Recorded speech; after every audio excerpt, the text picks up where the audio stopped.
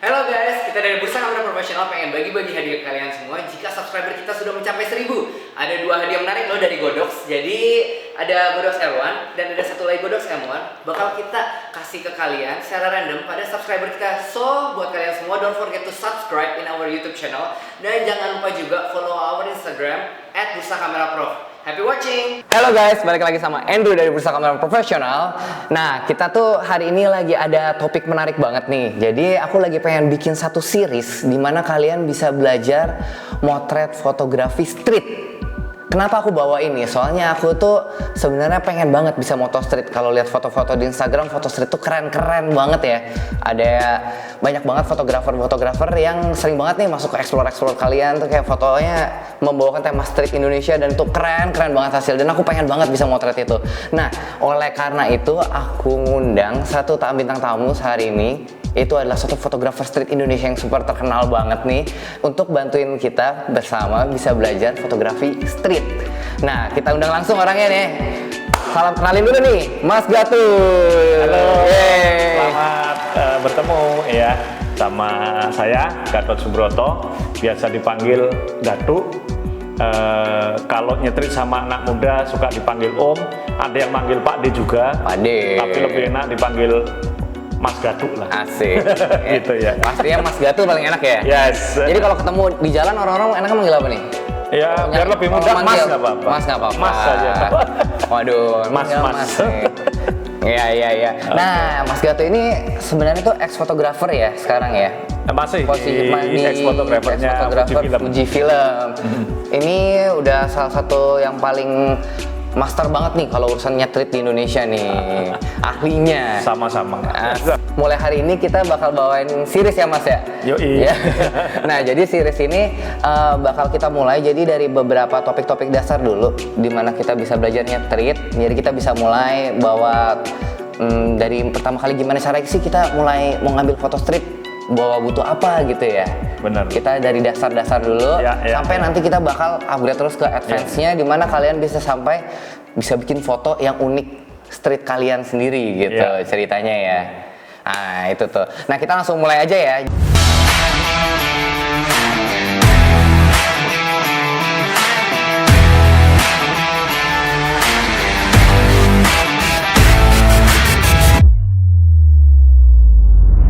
Jadi di topik kebawaan hari ini kita bakal ngobrol-ngobrol dulu nih. Aku tuh ada pertanyaan sebenarnya Mas. Gimana? Jadi aku tuh sering banget motret. Aku tuh biasa landscape kan ya. Yoi. Tapi aku tuh pengen belajarnya street nih. Tapi lihat foto-foto orang, coba ini misalnya pada ke kota tua. Aku tuh ngeblank.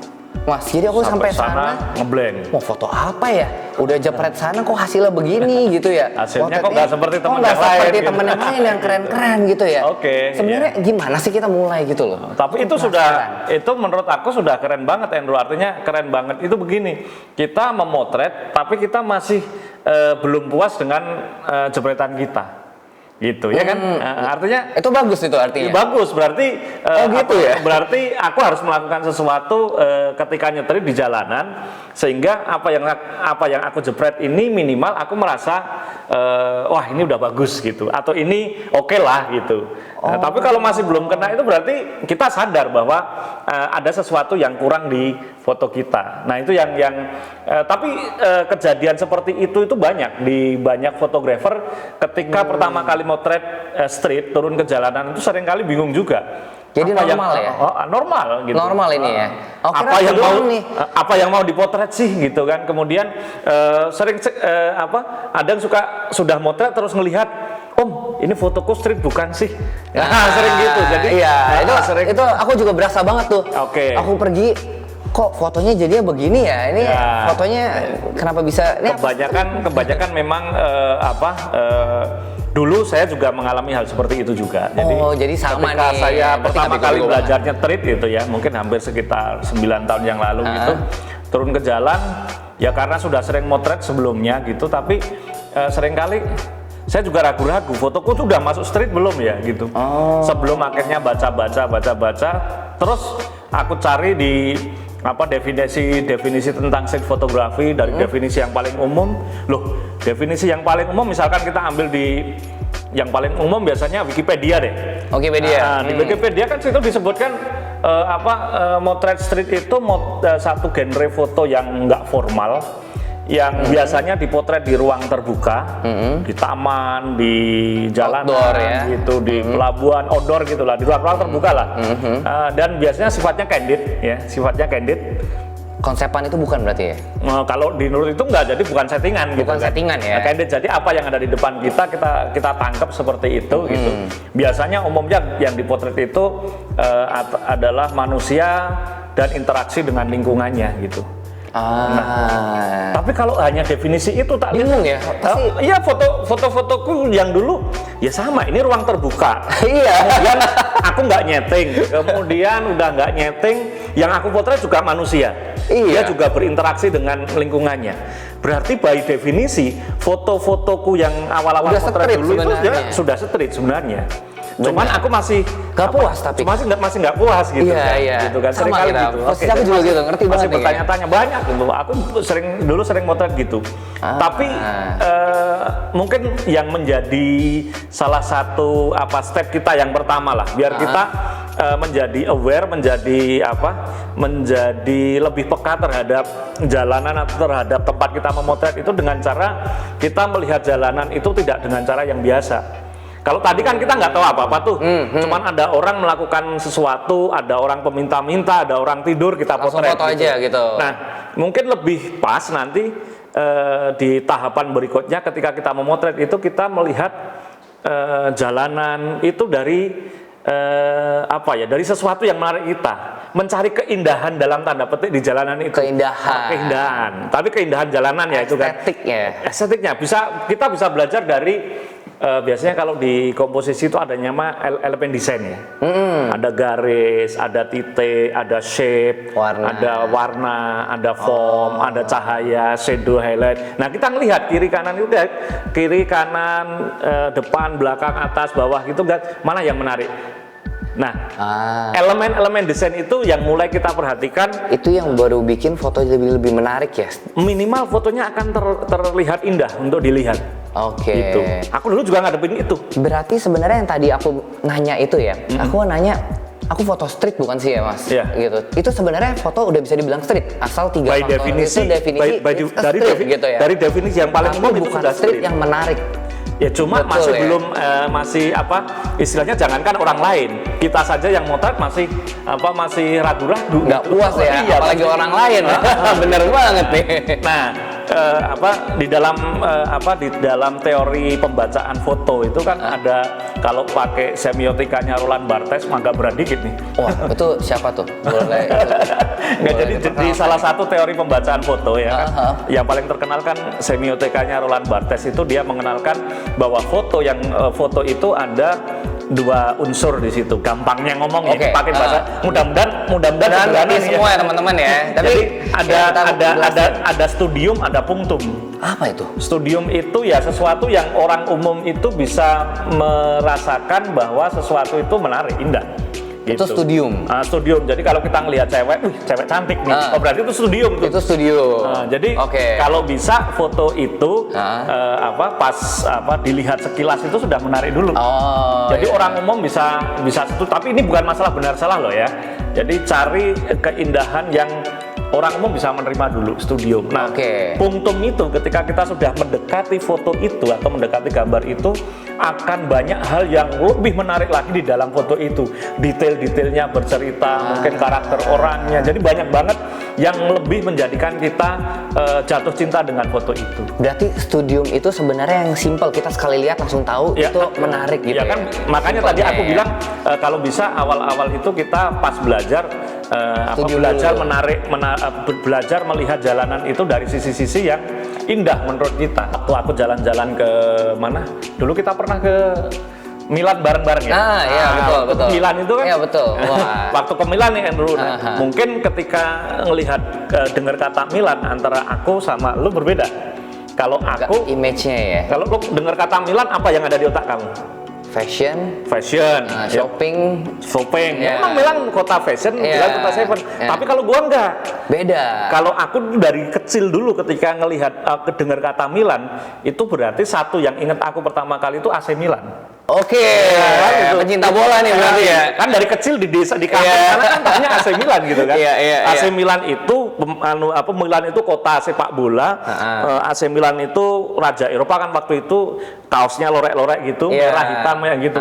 Nah, pas kemudian aku jalan-jalan di belakang di belakang katedral itu, Duomo itu, loh, kok ada sesuatu yang menurut mataku ini didominasi oleh garis-garis itu tadi. Gedungnya berbentuk garis-garis, terus di depannya itu ada kayak semacam kayak semacam instalasi yang berbentuk garis-garis juga gitu kan. Iya. Nah, kemudian ada gunting warna merah di atasnya, merah garis-garis. Wah, ini Milan banget di otak gua gitu kan. Itu puntum ya berarti ya. Itu Puntum sudah aku mulai, ini bahan cerita nih. bahan cerita. Nah, kemudian cerita ini akan saya tunggu sedemikian rupa agar cerita tentang Milan di mata saya itu lengkap dengan satu gambar itu. Aku nunggu taksi yang berwarna merah, tunggu motor yang berwarna merah, sehingga nanti fotonya itu secara komposisi menarik, tapi secara cerita punktum tadi detailnya itu akan bercerita banyak. Gitu. Jadi fotonya bisa studiumnya kena, menarik perhatian ketika sekilas melihat, wis gitu. Begitu dilihat berulang-ulang, ceritanya banyak. Gitu. Tapi itu udah gabungan berarti ya. Gabungan. Cuma tidak selalu ketika kita motret street itu harus sampai di tahapan yang terakhir itu tadi.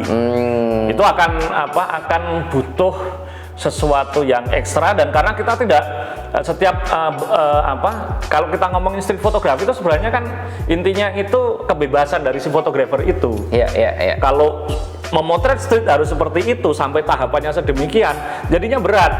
Nah, beberapa fotografer berat males gitu. Iya. Padahal kalau kita motret street itu tensinya, tekanan ketika kita memotret itu yang menentukan diri kita sendiri.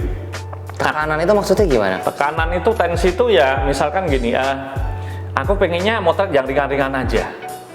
Soalnya kalau aku motret yang ringan-ringan, aman-aman saja, biasanya aku lebih kreatif.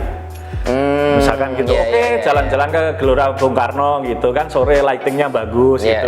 Tapi ada beberapa orang yang berani dalam tanda petik berisiko untuk merekam kehidupan di satu tempat-tempat yang berbahaya, lebih dalam tanda petik berbahaya. Misalkan ke daerah-daerah daerah-daerah belakang stasiun Kampung Bandan, ada banyak preman di situ. Orangnya itu kan perlu tensinya beda itu. Iya, itu tensinya sih beda. serem ya. Kayaknya aku nggak nyampe ya kalau keberangkatan takut sih. Kalau ada orang yang sudah berkenalan ke sana, mencari tahu, mencari jalan sehingga dia bisa menyamakan frekuensi dengan lingkungannya, ya bisa jadi bagus banget fotonya. Orang lain nggak ada yang punya. Tapi menentukan aku mau nyetrit di tempat yang aman atau tempat yang sedikit berbahaya, tensinya itu ya tergantung kita masing-masing gitu. Iya. Kalau Mas Gatu di mana nih posisinya? Apakah memang sering juga ya Mas Gatu pergi kayak ke tempat-tempat seperti itu? Beberapa kali. Karena sebenarnya apalagi kalau kita sudah tahapannya nanti membuat project ya, Andrew ya.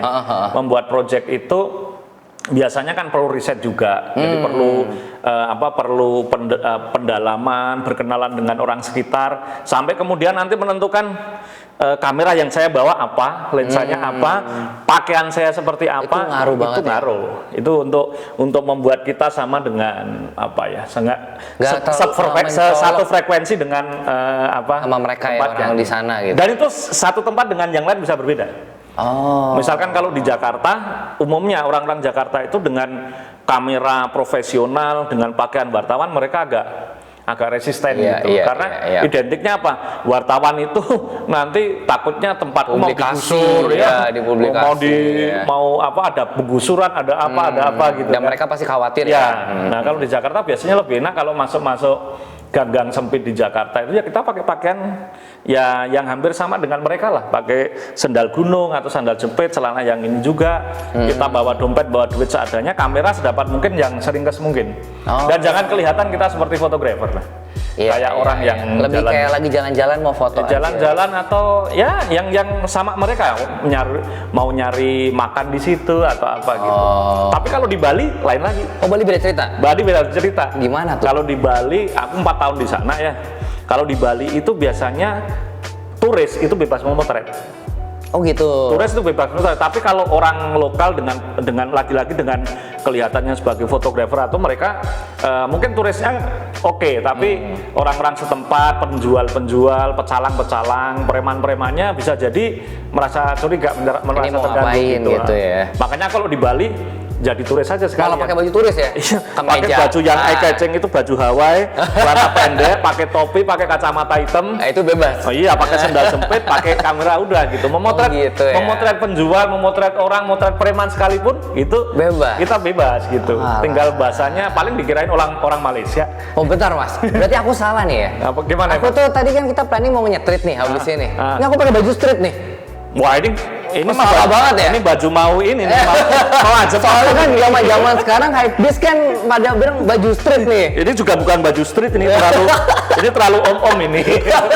Waduh ini salah ya. Ini nggak boleh berarti guys nih, nggak boleh pakai baju street kayak gini. Namanya ini memang disebutin Ya, baju street. bukan nggak boleh, tapi kalau untuk di Jakarta ke jalanan mungkin seperti ini terlalu Mencolok banget terlalu ya. mencolok. Nggak gitu. boleh. Tapi Oke. kalau mau nyetriknya di tempat-tempat anak bermain skateboard gitu mungkin oke. Mungkin cocok ya masuk juga ya. gitu. Walah. Soalnya kan orang-orang pada ngomong nih baju street katanya. Ikut deh langsung baju street, ternyata salah. Ya udah ganti dulu. Sebentar guys, sebentar. Dadah. Wah, bajunya keren ya. Langsung baju Mas Gatu, Sanur Kuta. Kenapa nih Sanur Kuta nih Mas? Oh ini baju waktu sebenarnya aku bikin project tentang Sanur Kute yang tadi aku cerita tuh yang pakai baju apa tadi, baju wisatawan ya. Iya. Jadi aku waktu membuat project ini sebenarnya cerita tentang Sanur Kute cuma dengan pendekatan street gitu. Aku terinspirasi dari foto-fotonya Martin Parr, seorang fotografer street yang dari Inggris sana, kan dia banyak motret pantai tuh. Baru kemudian aku kayaknya di Bali ini kalau mau motret street pantai seru nih. Cocok banget ya. Baru aku melakukan ya kayak riset kecil-kecilan, ternyata aku melihat Sanur dan Kute itu menarik buat dipotret, dan ternyata Sanur sama Kute itu dalam banyak hal itu berlawanan gitu. Nah, aku mencari jawaban-jawaban itu di pinggiran pantai di Sanur dan Kute. Jadilah Seru proyek ya, ini. ada proyek kan. ini. Iya. Wah, nggak sih? Kan mungkin pasti pada bingung nih, kita ngomongin estetik ya. Iya. Boleh nggak sih dikasih contoh foto-foto yang ada estetiknya gitu? Kayak gimana sih, kasih lihat mereka gitu? Oke. Coba ya. Banyak ya. Kita coba tunjukin yang ini ya. Nah, ini contoh satu, ini decisive moment ya. Foto-foto yang merekam kejadian yang sepersekian detik tapi bisa menarik ini. Wih, tapi keren ya. Keren gitu kan. Seperti ini foto saya yang di Bali ya. Orangnya tadinya duduk berdiri kemudian gerak badan, ada satu momen kepalanya jadi matahari gitu kan. Jadi digabung ya. Kemudian juxtaposisi, ini contoh juxtaposisi nih menyandingkan sesuatu yang kontras, besar kecil, tua muda gitu kan. Kayak comparison, bukan? Kontras ya? Menyandingkan tapi sesuatu yang sifatnya kontras. Misalkan putih hitam ya, tua muda. Bisa dalam bentuk apapun ya. Bisa dalam bentuk apapun juga nih, contoh ya foto-fotonya Elliot Erwitt ya. Oke, ini juga aku potret di Tanah Abang. Dari kota sama dari itu ya. bangunan-bangunan gedung super blok dengan bangunan-bangunan yang di pinggiran rel kereta itu kan kontras jauh sekali. banget ya. Iya. Itu salah satu contoh-contoh estetik ya. Nah, kalian udah lihat kan fotonya tadi semua ya, contoh-contoh estetik itu ya. Tapi sebenarnya itu baru dikit ya. Ya dikit banget. Itu masih banyak sekali, banget ya bisa kita explore ya. Nah, nggak cukup kalau dibahas sekarang, nggak cukup. Mungkin kita bahas semua sekarang, tapi nanti pasti kita bahas semua ya Mas Gato ya. Kita bakal sharing itu ke kalian semua di next series. Jadi kalian pasti harus tunggu juga series kita selanjutnya.